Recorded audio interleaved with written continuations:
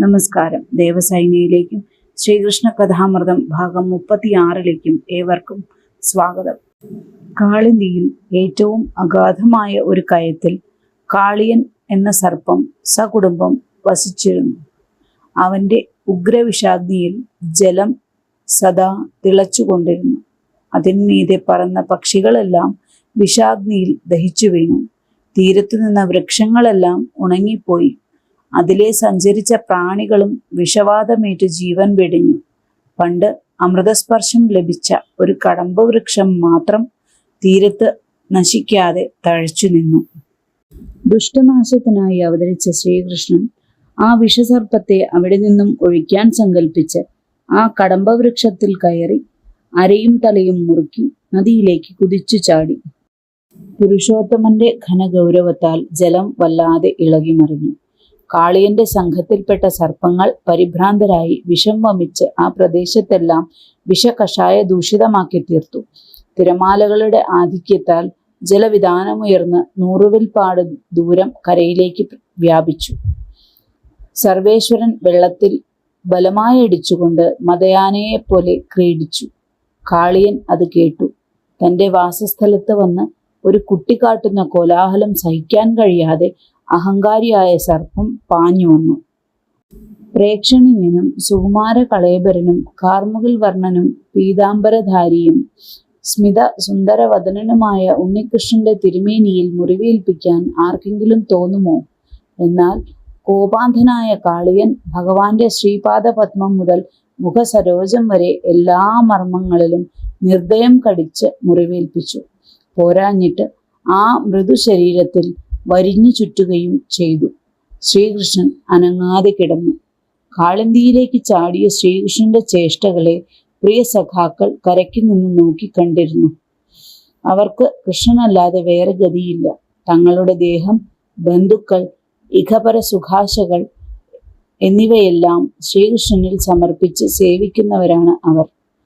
പ്രാണപ്രിയൻ സർപ്പത്താൽ ചുറ്റപ്പെട്ട് നിശ്ചേഷ്ടനായി കിടക്കുന്ന കാഴ്ച അവരെങ്ങനെ സഹിക്കും? നാഥന്റെ അവസ്ഥയിൽ അതിദുഃഖം കൊണ്ടും ഇനി എന്ത് സംഭവിക്കുമോ എന്ന ഭയാശങ്കയാലും അവർ മോഹാലസ്യത്തെ പ്രാപിച്ച് വീണു.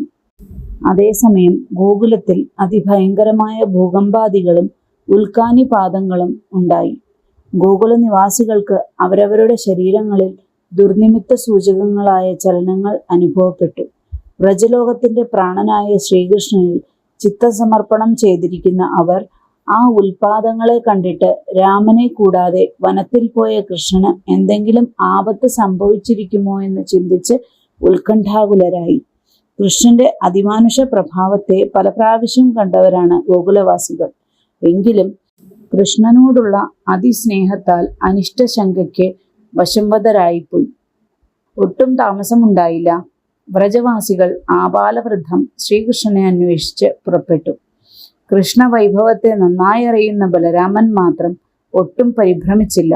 സ്വജനങ്ങളുടെ അസ്ഥാനത്തുള്ള ഭയാശങ്ക കണ്ട് ഉള്ളിൽ ചിരിച്ചുകൊണ്ട് ഒന്നും പറയാതെ അവരെ അനുഗമിച്ചു. വ്രജവാസികൾക്ക് ഭഗവാൻ എവിടെയിരിക്കുന്നുവെന്ന് കണ്ടുപിടിക്കാൻ ഒരു പ്രയാസവും ഉണ്ടായില്ല. പശുക്കളുടെയും ബാലന്മാരുടെയും കാൽപ്പാടുകൾക്കിടയിൽ വ്രജാങ്കുശധ്വജാതി ചിഹ്നങ്ങളോട് കൂടിയ ഭഗവത് പാദമുദ്രകളെ നോക്കി നോക്കി അവർ അതിവേഗം യമുനാ തീരത്തെത്തി. ദൂരത്ത് വെച്ച് തന്നെ മയങ്ങിക്കിടക്കുന്ന ബാലന്മാരെയും കണ്ണീരൊഴുക്കി നിശ്ചേഷ്ടകളായി നിൽക്കുന്ന പശുക്കളെയും കണ്ട് അവർ ഓടി അടുത്തു ചെന്നു. എല്ലാവരുടെയും കണ്ണുകൾ ഭഗവാനെ തേടി. അപ്പോൾ നദീമധ്യത്തിൽ ഘോര സർപ്പത്താൽ ചുറ്റി വരിയപ്പെട്ട് കിടക്കുന്ന പ്രേമമൂർത്തിയെ കണ്ടു. ആ ദയനീയ ദൃശ്യം അവരുടെ ഹൃദയങ്ങളെ പിളർന്നു. ദുഃഖാർത്തരായി എല്ലാവരും മോഹിച്ചു വീണുപോയി. ഗോപികളുടെ അവസ്ഥയായിരുന്നു മഹാകഷ്ടം. പ്രിയതമനെ സർപ്പഗ്രസ്തനായി കണ്ടപ്പോൾ കൃഷ്ണപ്രാണമയികളായ ആ സാധ്വികൾക്ക് 3 ലോകവും ശൂന്യമായി തോന്നി. കഥനഭാരം താങ്ങാനാവാതെ അവർ ജീവശവങ്ങളായെന്നേ പറയേണ്ടു. ശോക സംഭ്രാന്തയായ കൃഷ്ണമാതാവ് ഹൃദത്തിൽ ചാടി ഓമനയുടെ സമീപത്തെത്താൻ സാഹസപ്പെട്ടു. തുല്യ ദുഃഖിതകളായ സഖികൾ കൃഷ്ണമഹിമയെ എടുത്തെടുത്തു പറഞ്ഞ് ഒരു വിധത്തിൽ ദേവിയെ തടഞ്ഞു നിർത്തി. നന്ദി, നമസ്കാരം.